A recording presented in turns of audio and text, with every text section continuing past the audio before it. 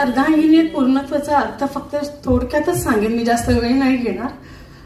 अर्धांगिनी म्हणतो आपण पत्नीला किंवा स्त्रीला, आपण अर्धांगिनीच म्हणतो की ती अपूर्णच असते कुणाच्या आधाराशिवाय. तर ते वाक्य मला मान्य नव्हतं. काही काळ कोरोनानंतर तर अजिबातच नव्हतं.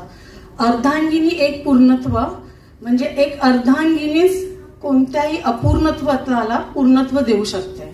ती ताकद फक्त स्त्रीमध्ये आहे, अर्धांगिनीमध्ये आहे. म्हणून ती अर्धांगिनीच एक पूर्णत्व. आणि अशा अनेक अर्धांगिनी आहेत. आदिवासी पाड्यांचं मी सुरुवात केलेलं काम आहे म्हणून तिकडचंच सांगेन की ज्यांचे पती असून किंवा घरात किती मोठमोठे पुरुष असतील त्यांच्या तिकडचं सांगते. त्यांना त्यांचा काहीच आधार नसतो.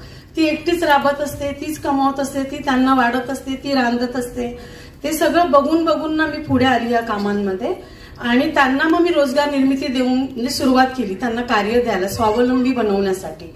आणि तेव्हापासून हे नाव होतं की अर्धांगिनी नाहीये, तीच एक पूर्णत्व देते आपल्या संपूर्ण कुटुंबाला, समाजाला, राष्ट्राला, देशाला. जिथेही अपूर्णत्व आहे तिथे जर ती उभी राहिली खंबीरपणे तर त्याला अर्थ येतो आणि पूर्णत्व म्हणतात. कृपया आपण नाव घेतल्यानंतर एकेकाने येऊन हा पुरस्कार सोहळा इथे स्वीकारावा. आणि मान्यवरांना देखील विनंती आहे की आपण एक एक करून त्यांना देऊया, कारण खूप मोठी यादी आहे आपल्याकडे या सोहळ्याला प्राप्त करणाऱ्यांची.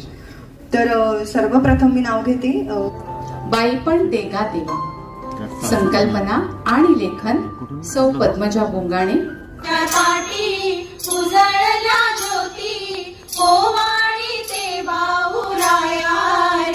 वेड्या बहिणीची वेडी ही माया.